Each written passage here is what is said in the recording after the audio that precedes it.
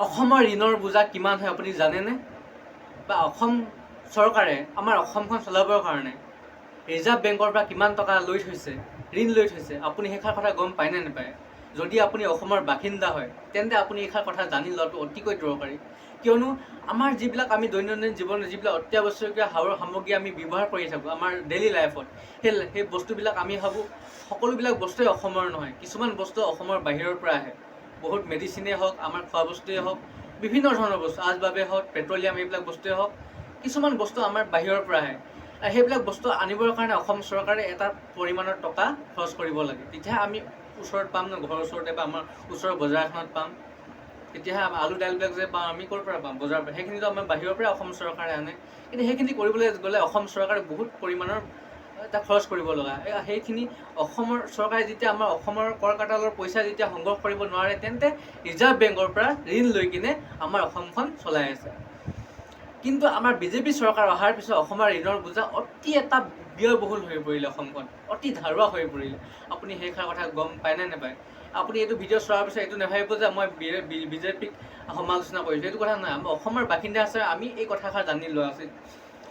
বৰ্তমান আমাৰ অসমৰ কি বুলি কয় ঋণৰ বোজা হৈছে 1,15,751 কৰোৰ টকা। এজন অসমৰ 3,60,00,000 জনসংখ্যাৰ ভিতৰত এজন মানুহৰ গায়ে প্ৰতিকৈ পৰিছে 64,000 ৰুপিজ। মানে আপোনাৰ নামত, মোৰ নামত 64,000 ৰুপিজ ধাৰ আছে, আপোনাৰ নামতো সেনেকৈ আছে। ঘৰৰ প্ৰতিজন সদস্যৰ নামতো 64,000 লৈকে 2023 চনৰ নৱেম্বৰ মাহলৈকে এই সমীক্ষাটো মই কৰি আছোঁ আপোনাক, গম পাইছেনে?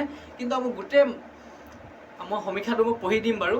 গতিকে চাওক, এজন মানুহৰ নামত মই কিমান ধাৰোঁ? 64,000 টকা ৰিজাৰ্ভ বেংকক মই দিব লাগিব। আৰু ৰিজাৰ্ভ বেংকক মই ডাইৰেক্ট দিব নালাগে, সেয়া আমাৰ অসম চৰকাৰে অসমৰ কৰ কাটালৰ পইচাৰ পৰা সংগ্ৰহ কৰি কিনে ৰিজাৰ্ভ বেংকক ঘূৰাই দিব।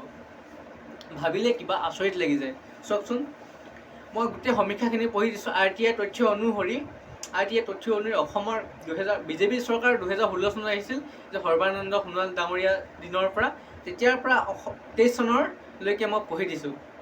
2016 চনৰ পৰা 18 বৰ্ষটোত অসমৰ ঋণৰ বোজা হ'লগৈ 5,649 কৰোৰ টকা। মই 4.5টো মই পঢ়াই নাই, অকল গোটা সংখ্যাটোহে মই পঢ়ি দিছোঁ।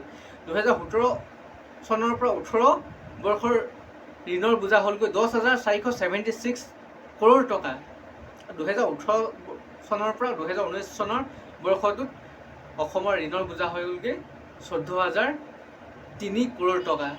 তেনেকৈয়ে 2019 চনৰ পৰা 20 চনৰ বৰ্ষটোত অসমৰ ঋণৰ বোজা হ'লগৈ 16,634 কৰোৰ টকা। এটা বৃহৎ পৰিমাণৰ টকা। চাওকচোন, 2020-21 বৰ্ষটোত হ'লগৈ 19,256 কৰোৰ টকা। এটা বৃহৎ পৰিমাণৰ ঋণ অসম চৰকাৰে বঢ়াই গৈ আছে। যে সেই আঁচনিবিলাক যে দি আছে আমাক, অৰুণোদয় আঁচনি হওক, স্বয়ং আঁচনি হওক, কিছুমান দলং বনাই আছে, ৰাস্তা ঘাট যে বনাই আছে, সেইবিলাক যে কৰি আছে অসমৰ মুখ্যমন্ত্ৰীয়ে বা অসম চৰকাৰে ঋণ লৈ কিনে সেইবিলাক কাম কৰি আছে। তেনেকৈয়ে ঋণ লওঁতে 2023 চনলৈকে 31 মাৰ্চলৈকে 2023 চনৰ 31 মাৰ্চৰ যিটো সমীক্ষা, সেই সমীক্ষা মতে অসমৰ ঋণৰ বোজা 1,15,751 হ'লগৈ। বৰ্তমানে অসমৰ এই চৰকাৰখনে ঋণ লৈ আছে। এতিয়াতো এই সমীক্ষাটো এতিয়ালৈকে প্ৰকাশ কৰিছে, গতিকে মই হিচাপটো কৰা নাই। হিচাপটো কৰিলে আপোনালোকে গম পাব।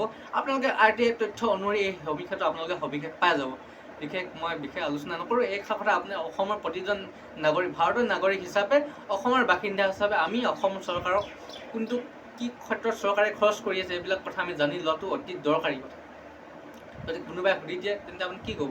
জনাটো বহুত দৰকাৰ আছে ন। ঠিক আছে, তেন্তে ভিডিঅ'টো দীঘলীয়া নকৰোঁ। ভিডিঅ'টো ভাল লাগিলে লাইক কৰিব, শ্বেয়াৰ কৰিব, আৰু যদি মোৰ চেনেলটো এই পেজটো যদি ফ'ল' কৰা নাই তেন্তে ফ'ল' কৰি ৰাখি থ'ব। ঠিক আছে, ধন্যবাদ। জয় অসম।